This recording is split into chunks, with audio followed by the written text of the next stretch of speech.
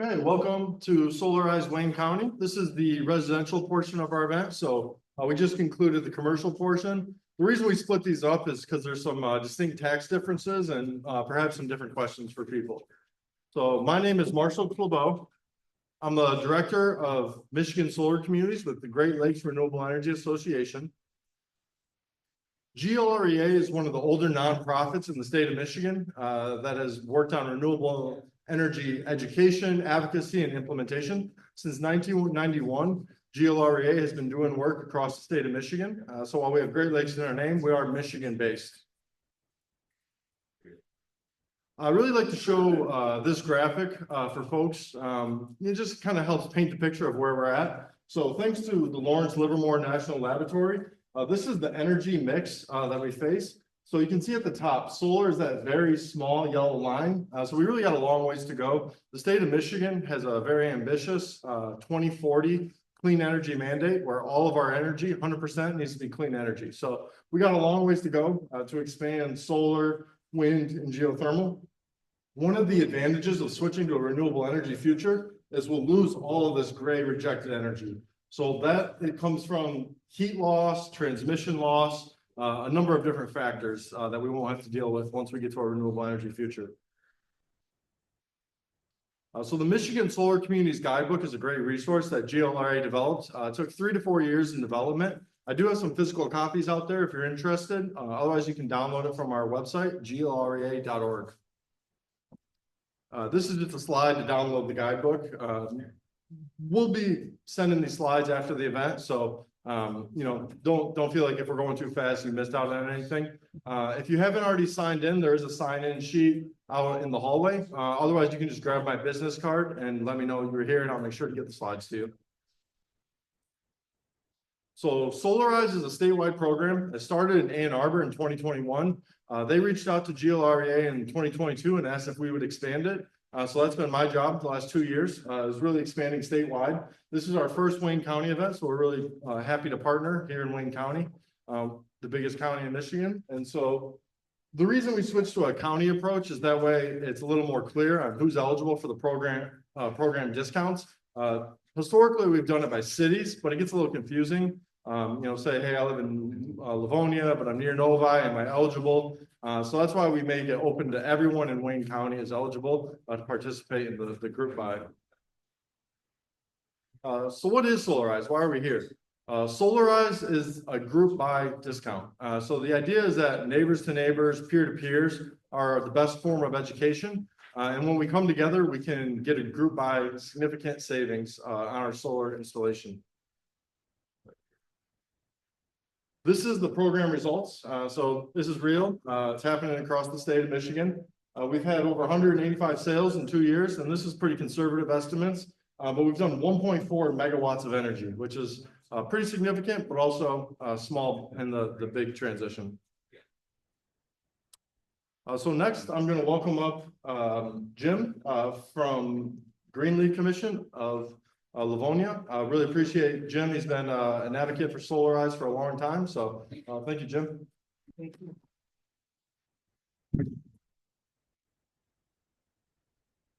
You have to excuse me, I have a brand new left knee, so. Hi, I'm Jim Beringhouse. I'm the chairperson of the Greenleaf Commission, which is the city of Livonia's environmental commission. A little bit about ourselves. Basically, for 3 years, we were a citizens advisory group. We met informally with the city, and we make recommendations on environmental issues to them. 2017, we became a formal city commission. We're appointed by the mayor of Livonia. We have 7-year terms. Just run you through this real quick. Basically, with Livonia, when we started out, we didn't really have any environmental recognition from the state or the county. Immediately after becoming commission, we were recognized by SEMCOG as an environmental leader. You all know SEMCOG, you know, the Southeast Michigan Council of Governments. That was Livonia's first formal recognition for its environmental initiatives. Since then, we've expanded. We're active with the Michigan Green Communities Challenge. We're silver certified with that organization. If stars align, we will surely be gold certified as well. We've done local group buy programs in Livonia under the term in the heading of Solarize Livonia. Same idea, group buy. We met with different homeowner associations in Livonia, generated a number of residential solar installations as a result of it as well. When we launched the program, we actually launched it at Madonna University with their cooperation, and we also partnered with the Great Lakes Renewable Energy Association. We did two things. We had an environmental fair, which we invited businesses that had, Livonia businesses that had sustainable products to this event to showcase them. And then we had a full meeting where we explained the Group buy program to local residents at that time and generated some interest in solar energy in the community itself. One of the pilot projects that resulted from Solarize Livonia is we looked at piloting solar-powered streetlights within Livonia as well. We have a pilot that is, we identified 3 locations at the 5 Mile Farmington area for 3 solar lights. Right now, as we all know, that area is in flux, so we're going to wait till that project finalizes and we'd like to move forward with it. But ideally, we'd like to try and test streetlights by what was the former senior center, one over by City Hall and then one over by the Civic Center Library itself.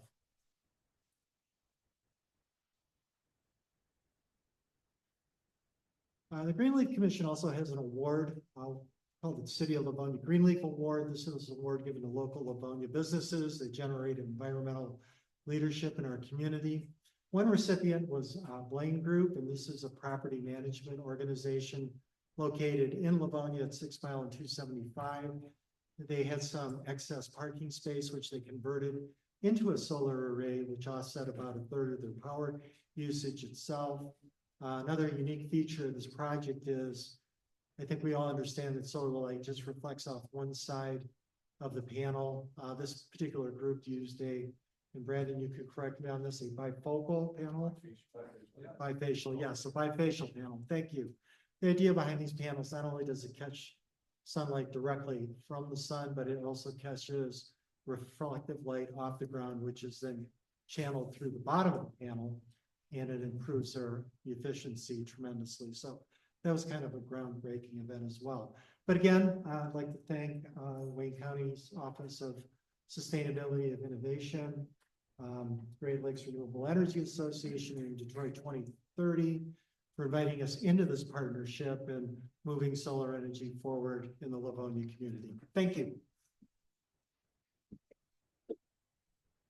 Yeah, I'll say, we did a UP event and in the UP, because they have so much snow, they're really only installing ground mount bifacials now. So it does increase the output by 20%. So I thought that was kind of interesting learning that last year about bifacials. So now I'm going to welcome up Isaac with the county. The way we like to structure these programs is local partnerships with the Greenleaf, the city, the county. Just helps paint that whole picture that this is a trusted program with a trusted solar installer. We're going to be there for you. We don't want to, there's a lot of scams out there in the solar world. So we're here to alleviate those concerns, let you know this is real, and we'll be there. So thank you, Isaac, for such a great partnership. Thank you, Marshall, and thank you, Jim. And sorry to anyone who's has to listen to me twice on the same day. My name is Isaac Bertman. I am a project coordinator with the Wayne County Sustainability and Innovation Division. We are a pretty new division in Wayne County, so it's not super. It's not been a very long time that the county has had a sustainability team, but there are a number of projects that we're standing up now that we're hoping you're going to hear more about in the next few years. In Wayne County, the sustainability team is housed within the economic development department. So we share a lot of the same goals, and we really see sustainability as an economic development project for the county. So there's a lot of overlap between what we're working on and what the rest of the department is working on. And so, of course, we're happy to partner with GLREA and other organizations that are bringing both renewable energy and also renewable and clean energy jobs to the county and to the area.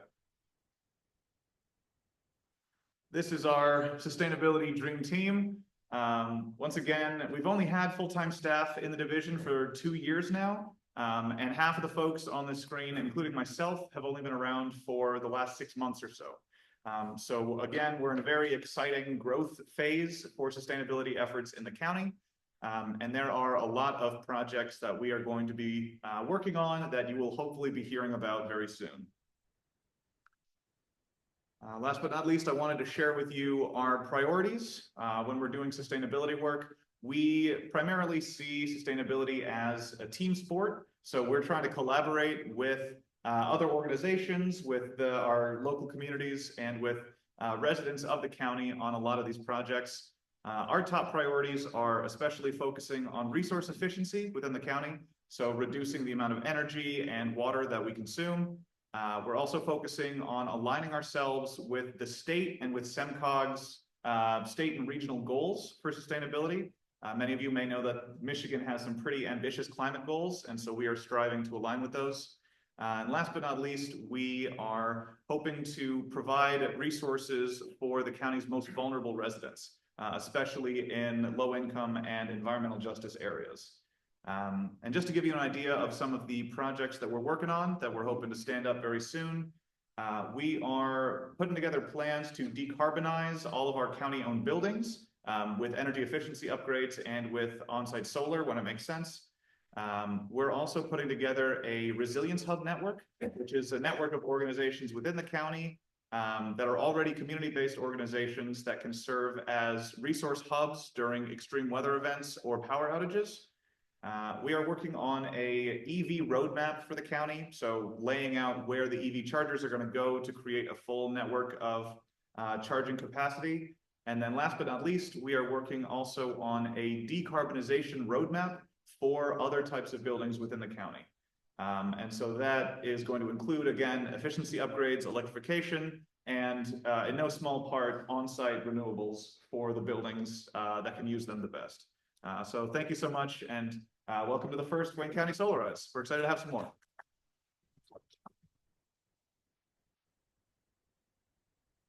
Okay, now we're going to hear from Brandon from Synergy. They're our trusted contractor. So we work with different contractors across the state, but Synergy's local, been in business a long time. Brandon's been doing the work a long time as well. So appreciate having trusted contractors. And yeah, thank you, Brandon. And really now more than ever, Solarize is an important aspect of the solar journey. The residential tax credit expired, unfortunately, at the end of 2025. This is why elections do matter. But you know, we're hoping to aim to get 15 people signed up to get a 15% discount. So thanks, Brandon.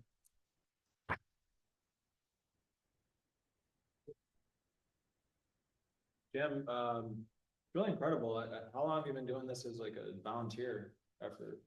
Since September 2013, we were pulled together as a very casual group by, at that time, Councilman Randy Kritzman. It was kind of his vision that the city would have a sustainability commission.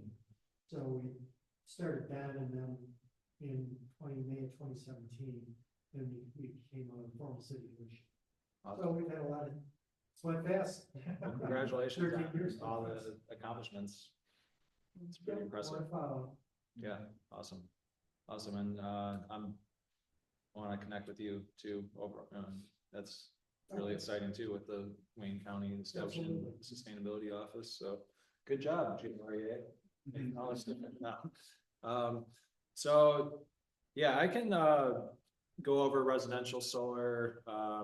Also, we can, you know, open it up to all types of projects, but generally, you know, a standard project that we're usually looking at in Solarize is either a grid-tied solar array that is set up with the distributed generation program with DTE, and that's usually an effort to reduce your utility bill. We also do hybrid systems where we add a battery bank.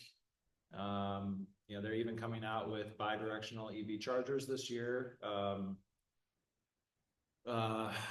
Where, you know, GM actually has one already, and Ford, they kind of have these specific products now with their trucks, but some of the other companies are coming out with bi-directional chargers like Enphase this year, which is very exciting, where the electric vehicle that you own could be incorporated into your solar system, store the electricity, and then also be your home backup system and discharge into the home during a backup. So Enphase announced their product about 4 years ago and keep saying it's coming out. So they said it's going to come out this year too. So hopefully we see that.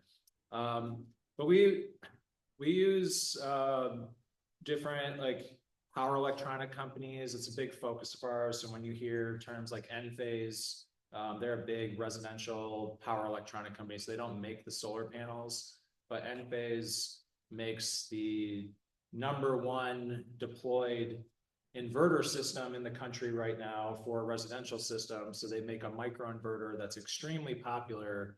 So we're integrators. So we go evaluate all these companies and become experts in the power electronics. And we have a electrical contractor's license and we have a builder's license. So we can pull building permits to put solar panels on your home.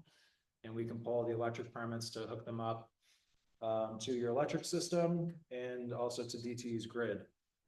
So I didn't update our pricing yet for the meeting, so I guess tomorrow I'll have to send that out.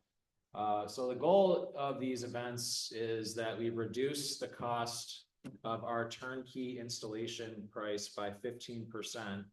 So if that's somewhere in the low $3 a watt, then we're going to try to get you under $3 a watt essentially through this program for a installed solar array. So it really works. I think that it's been very highly successful in Ann Arbor, where this program has a university and like all this like community networks that bind that city together. So it's not always easy to get these things established anywhere else besides Ann Arbor in Michigan.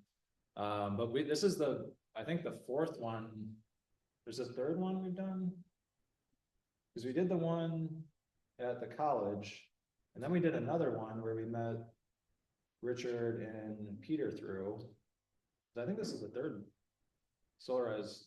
We've done Medina University, like 2 or 3 other neighborhoods, well, Rosedale specifically, because I attended that one, and then Brian Weiss was. Okay, that was involved with Brian. Okay. Independently on his own. Okay. Working through this. So it's a lot of effort, and it kind of builds on each other is what I've seen. So the more, excitement and more people get involved, the more successful the program is. And we've had some, pretty incredible people that have signed up through this, but yeah, I'll try to run through this. I'd go off the cuff a little bit, but the company is named Srinergy that I work for. So SRINERGY. We're based in Novi.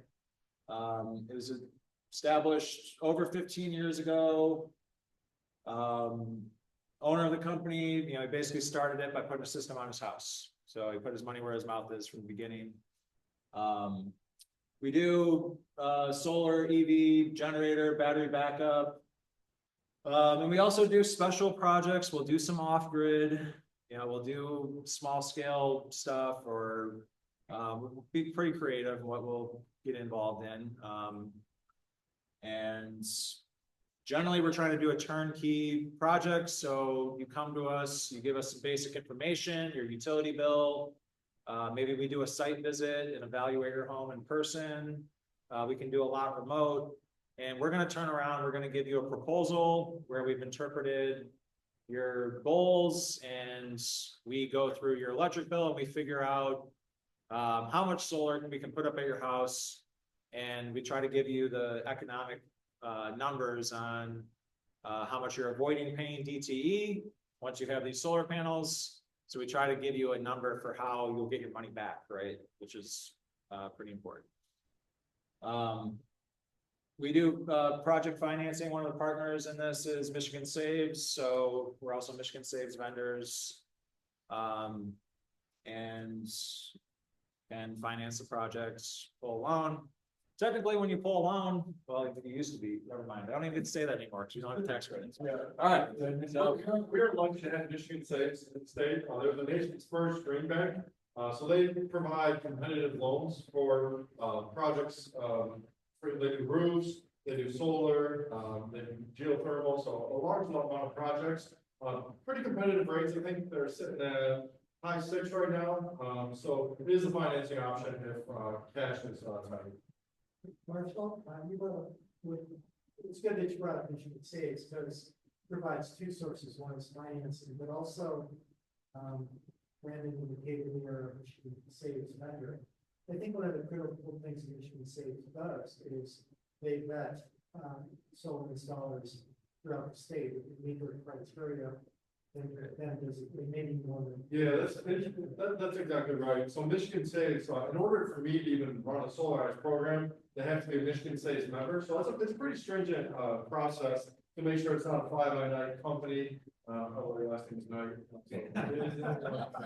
No fun there, but, Michigan State is gonna make sure you're using a reputable source. So MichiganSaves.org. You can, on their website, it lists all the different, services they have. So if you're looking for a contractor for whatever it might be, you can find a contractor local to you. And it's a great resource. And they're a really honorable company and they've done a ton of work in Michigan. And then Brandon, I thought you brought up a really good point.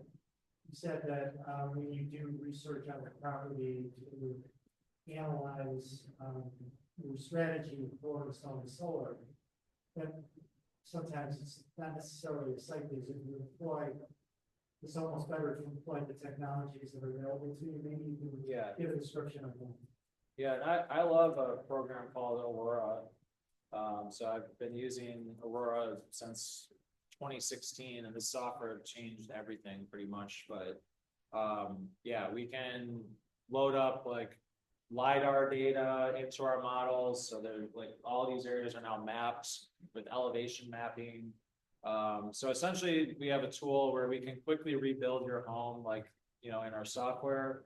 And then we'll start projecting solar arrays. We're going to load up your utility bill in one part of the tool, and then we're going to run simulations.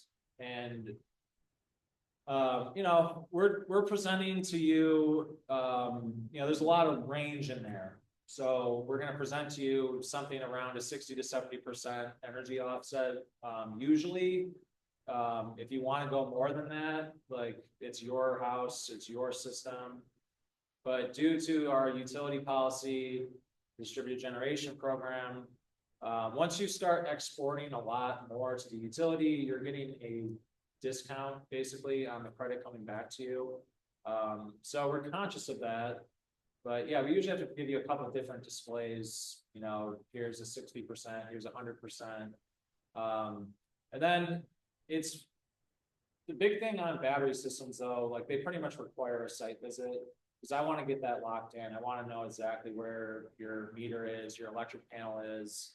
And there's a component where we're isolating part of your house for a backup. So I need to come to your house and evaluate the electric system for sure. And I want to figure out what your equipment wall is going to be and do my part and not just guess like it will be fine. And then there's a lot of issues when we show up to do the battery system and miscommunication. So yeah, for the most part, we don't got to be in your hair. It can be somewhat quick. The initial analysis, you should be getting response times around 48 hours. You give us your information, you should be getting a quote back to you. But I do want to engage with you because sometimes when we're going through these things, it is important that we have a conversation. We know what your goals are. So I think we have several, like, was it usually? Yes, we got a couple slides. Yep.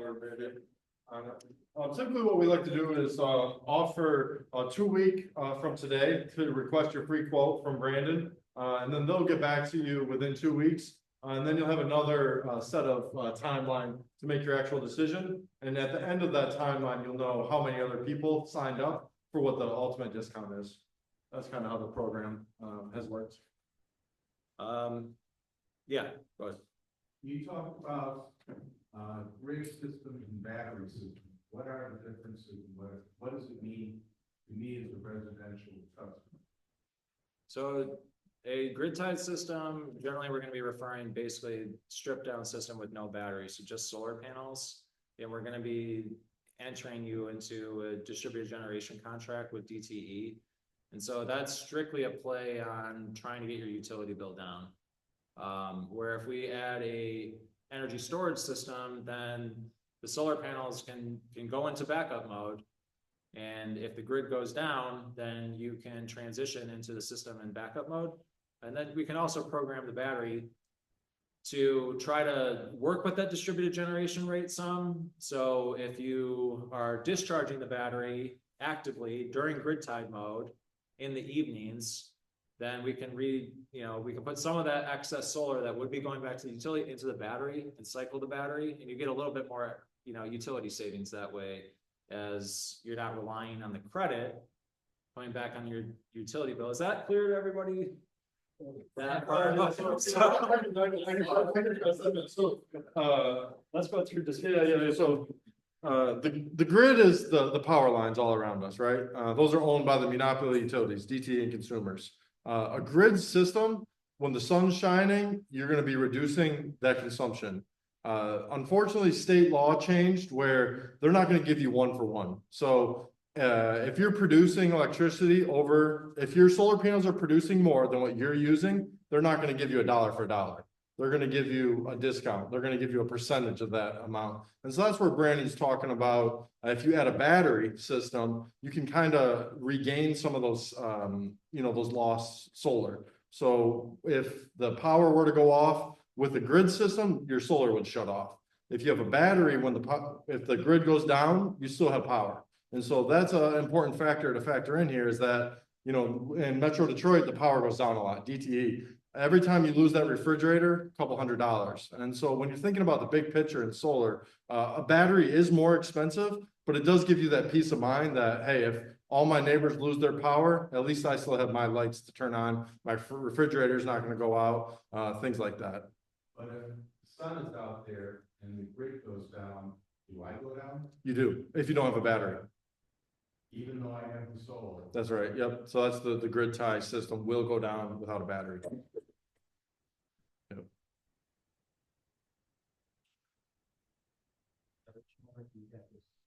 Sometimes, it's kind of something that we'll want to check, just so you don't get involved in something that would drive your insurance rates out of control. But for the most part, I don't have a lot of that coming up.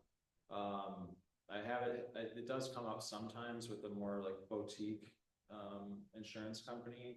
A lot of the big insurance companies have been favorable to solar. So I don't think it's that big of a problem. Yeah, I haven't heard of too many problems with homeowners insurance. And all the taxable value is only going to be if you sell your home. So it's not going to, raise your taxes either. Doesn't change your appraisal for your house when you put on solar. Not when it initially goes on. When you go to sell, then it'll get reappraised. Yeah. Which it does add home value at that point. If you put an addition on your house, right? Yeah. You're gonna increase your taxes, but this is. The technical thing too, on the grid tied inverters, like imagine the solar system is like looking for the grid and it's matching it. So if the grid's not there and it can't match it, then it's going to turn itself off. And so if you have a battery bank, it will send a new signal to the solar panels, which basically create a microgrid for the home. So if a standard system grid tied, that just means anytime we're using that term grid tied, it usually means it's limited and it doesn't do backup and it's going to drop out. And that's actually for protection too. Like the famous thing we'll hear everybody say is you don't want the solar array running and electrocuting a line worker. Yeah. They do it for safety. If the grid goes down and your system's generating solar and it shoots it back, it could danger a line worker that's trying to bring it back on. So it is a safety precaution. Granted, the utilities, they take it a little far, but that's the reality of the deal. Actually, since It goes down. Yep. It's the house, right? That's right. And that's what Brandon's talking about with the microgrid. So it will sense that the grid's down. It'll, you know, Feeding. it's not back feeding into the grid. Yep. So when you're creating the system, could you do it both ways? Could you create it without the battery and with the Yeah, battery? totally. You could add the battery later if you wanted to. But a lot of times, the hard electrical work is isolating your backup loads. So that part is always gonna be, you know, if you wanted to just be battery ready, we just plug the battery in, then we need to do that work, that electrical work to get your backup system set up.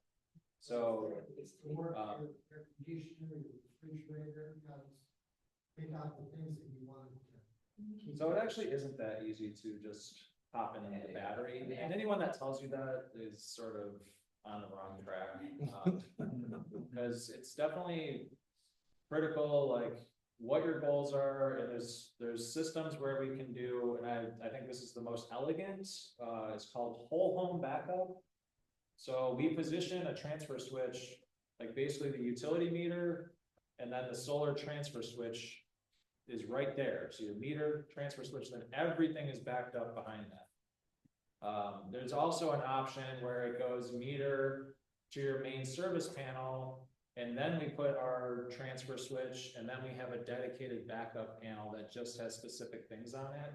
And we have to move circuits from the main panel into the backup panel, which is less capability. But depending on what equipment we propose, we need to have enough power, and we need to have enough energy to power all your loads. So sometimes if you only do one battery, sometimes you don't have enough power to do whole home backup, so we need to do a critical load panel kind of thing. And this is what I love to do. So yeah, like I try to really get into this stuff if we look into it and propose different options for how you can accomplish these things. I think that's really where our value would come in, is figuring out your backup systems and evaluating all that from an electrical perspective. Yeah, and Brandon kind of highlighted on it, but what a lot of people decide to do is, I want to save some money, so you do 60 to 70% of however much you use. You can offset that with the solar, and that's going to give you the best rate of return, that ROI. That's going to give you the best, the fastest payback period on your system. What is an approximate cost? 1,500 square foot. We were at 25,000 for 1,000 foot, so I guess we'd be at like 35 for 1,500. So I think it's really hard to tell, just because we're looking at like your electric usage.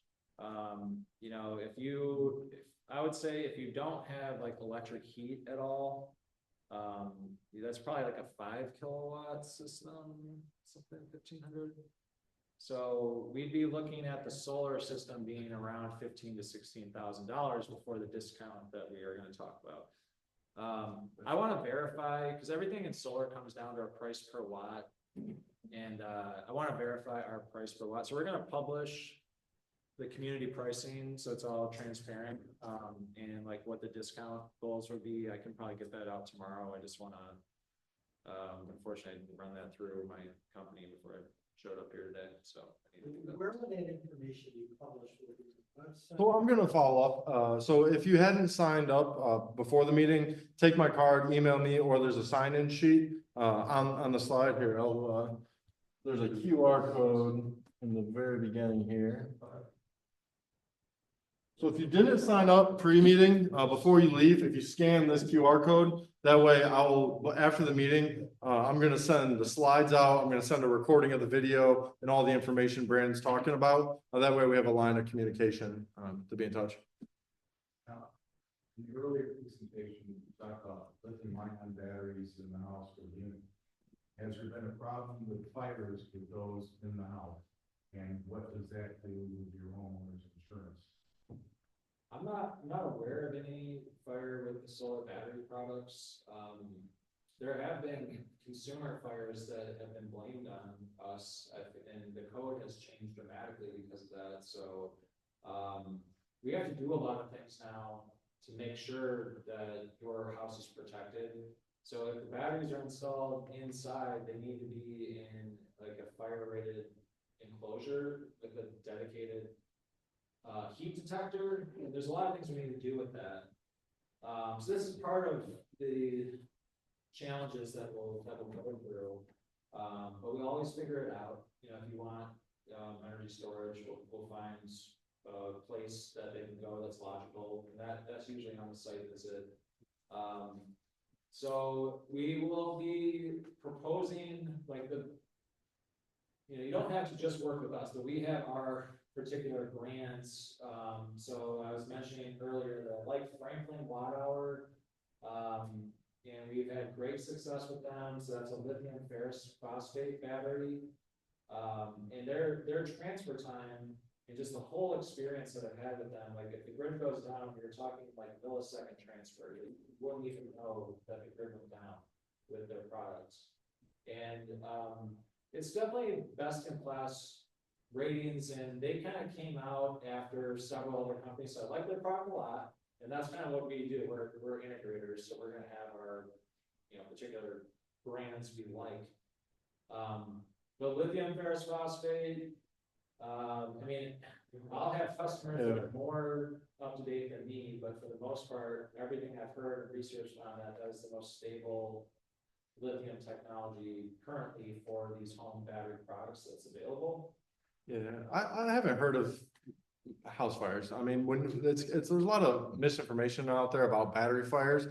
There's a great webinar that I can include when I send it out, put on by the Michigan Conservative Energy Forum, and there was a firefighter on the panel, and he said the phone in your pocket is more likely to catch fire than a solar and battery system.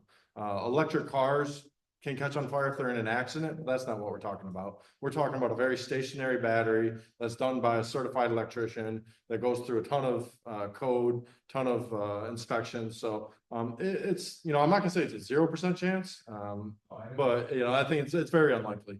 How big is the enclosure? And the take up a 4x4 area is gonna be smaller, larger?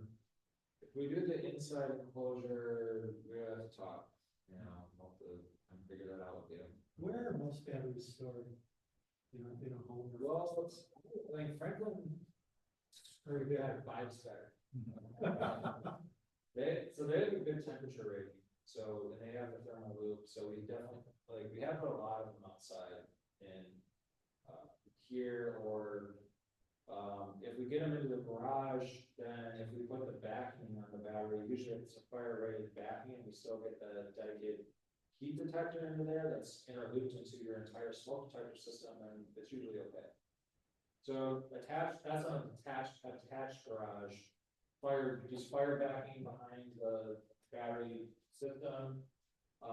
So yeah, but yeah, a lot of times like you'll have your meter, and so those systems, like a very common installation in Michigan, I'll see a meter with service cable, like that gray cable, running into your main service panel.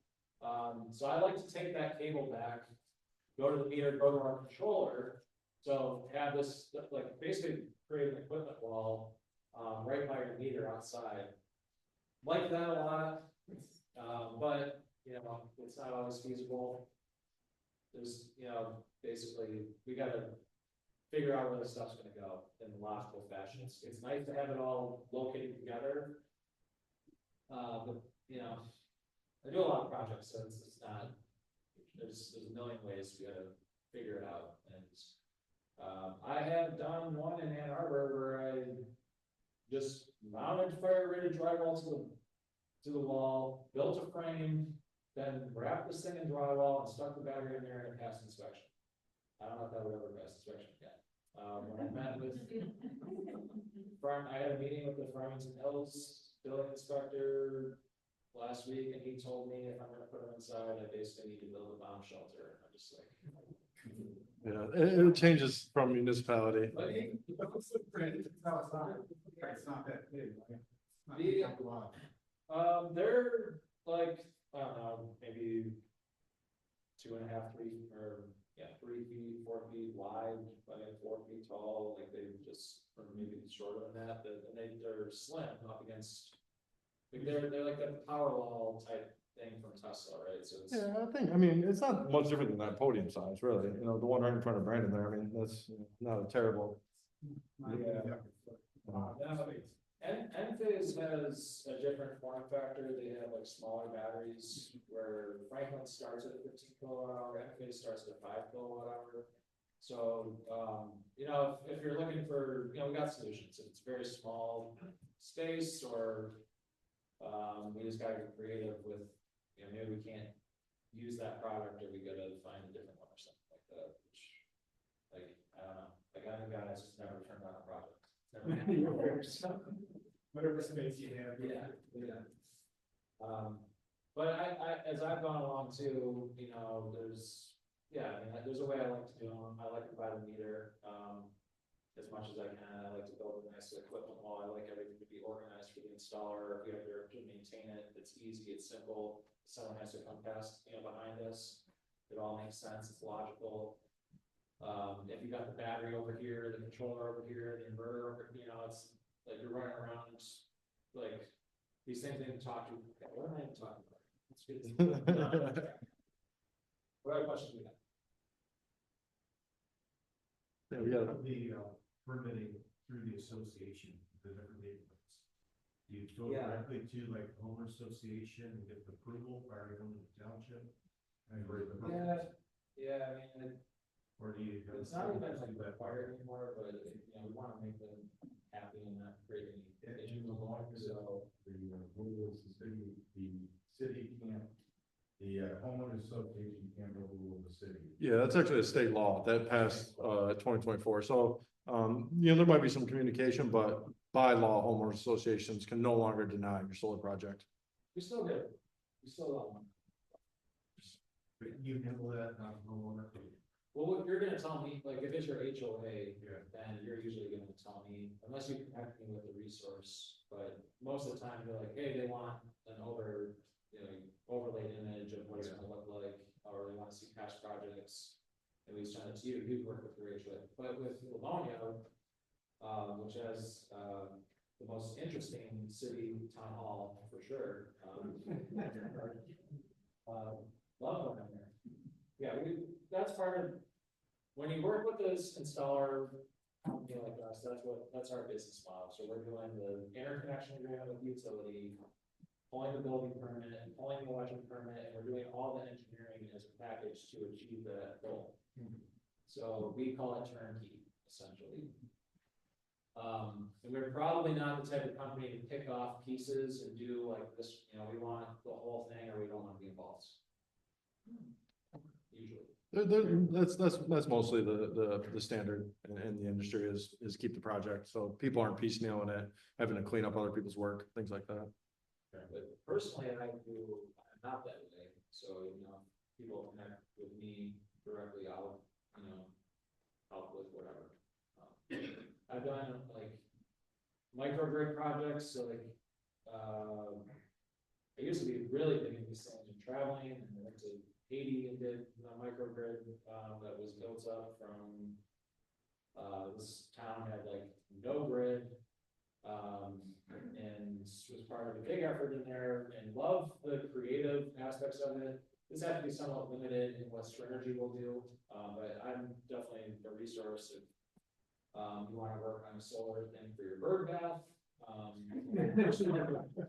Happy to work here on that. For little off-grid projects I've designed, tons of little things. You know, with even I'm an expert on the Amazon parts and the Harbor Freight parts, and the cheapest way to do this. But yeah, professionally, you know, we're pretty conservative in our approach. We don't want to get involved in anything where it's not very clear what our role is.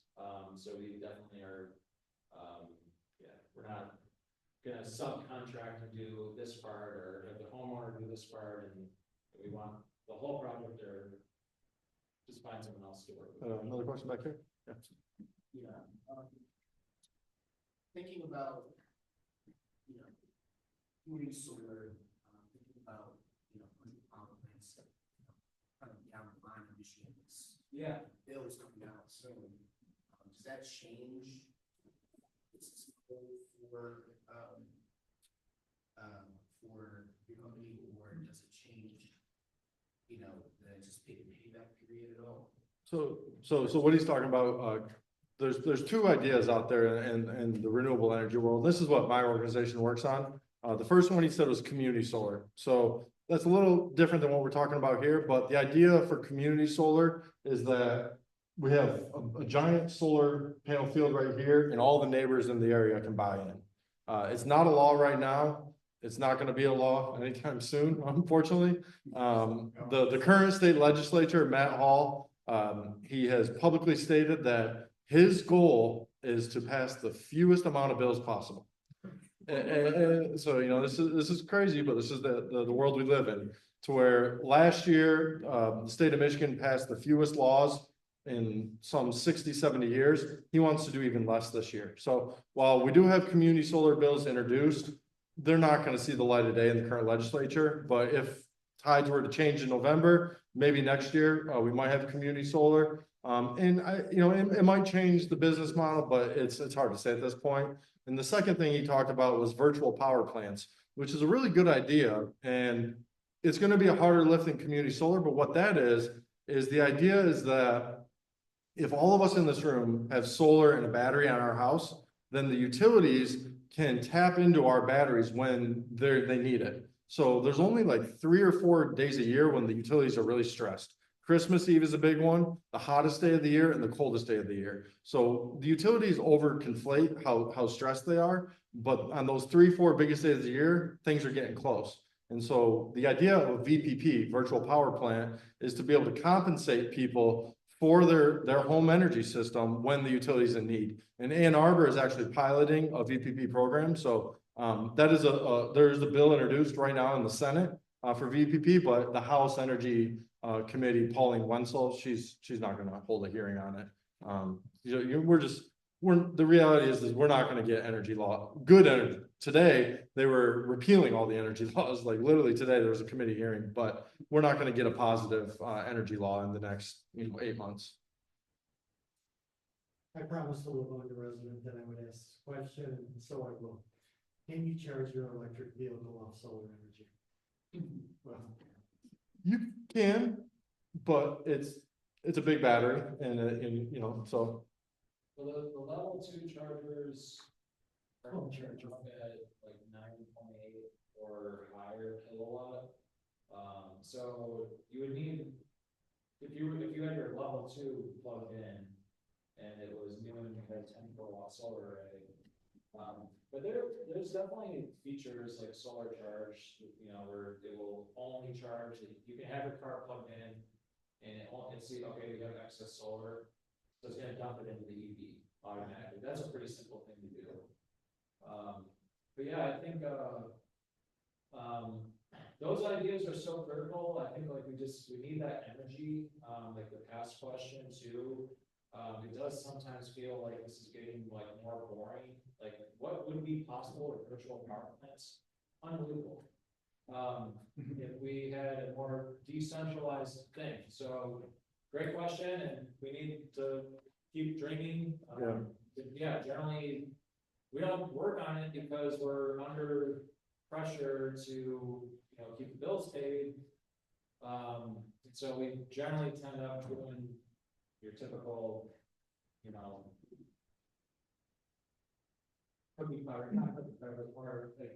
Conventional project. Which like is right there. Some of the software that I got introduced to, because I went to Ann Arbor's launch. There's a lot of companies with incredible softwares to manage decentralized. It's definitely here. It's definitely a policy thing.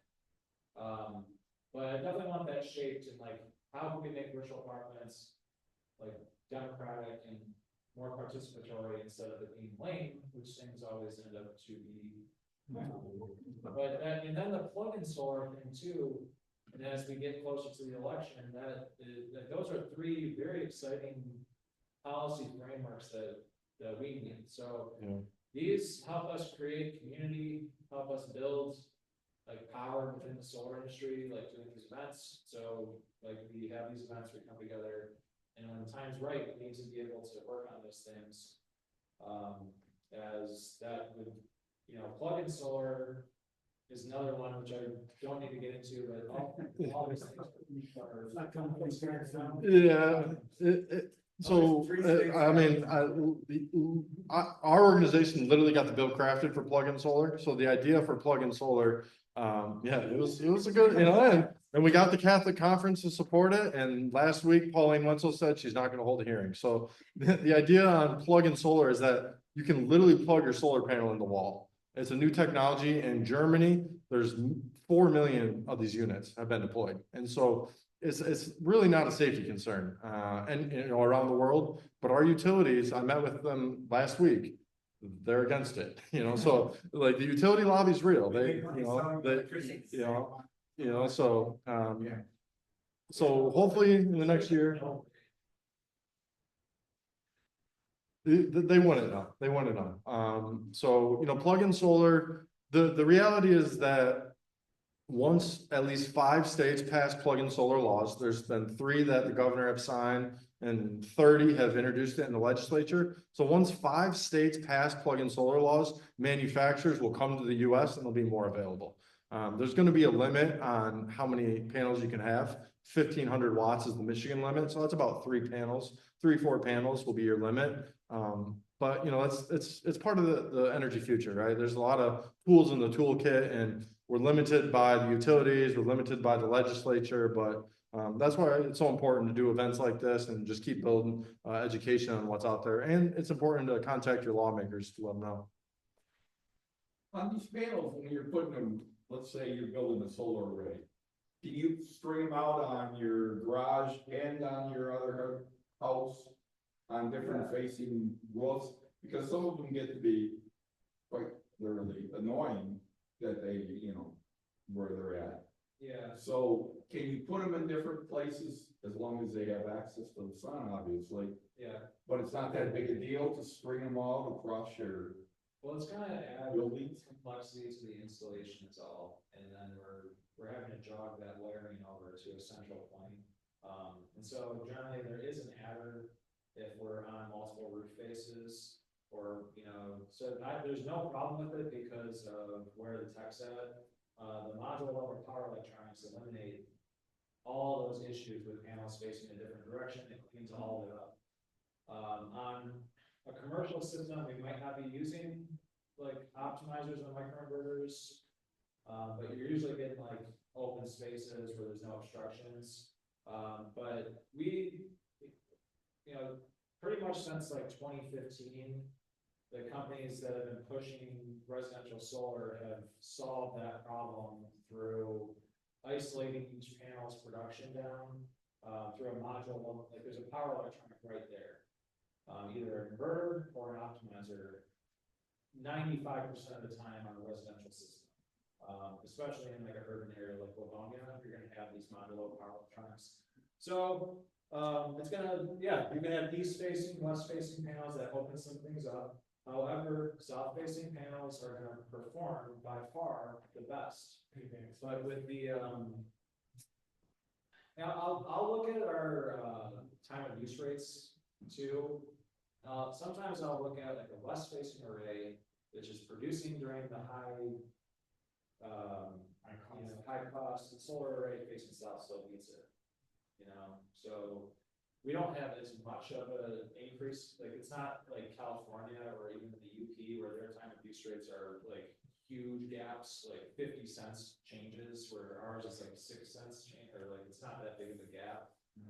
But I want to look into this. I'm always looking for, how would the west array do? Will it beat the south array? Most of the time it just doesn't. But I do want to look at that stuff and see if there's any way we can be creative.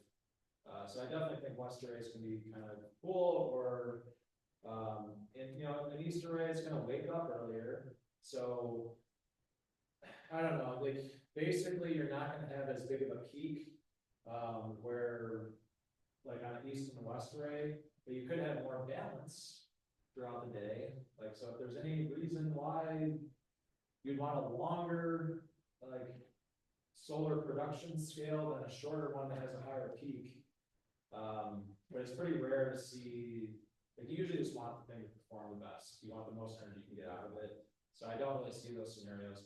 It's up that we have tons of roofs that face east-west, so those, like, we never kick out an east-west roof anymore. And for the most part, it performs, I don't know, like almost as well as the south array. But it's, yeah, maybe 15–20% degradation from what the south array would do. Yeah.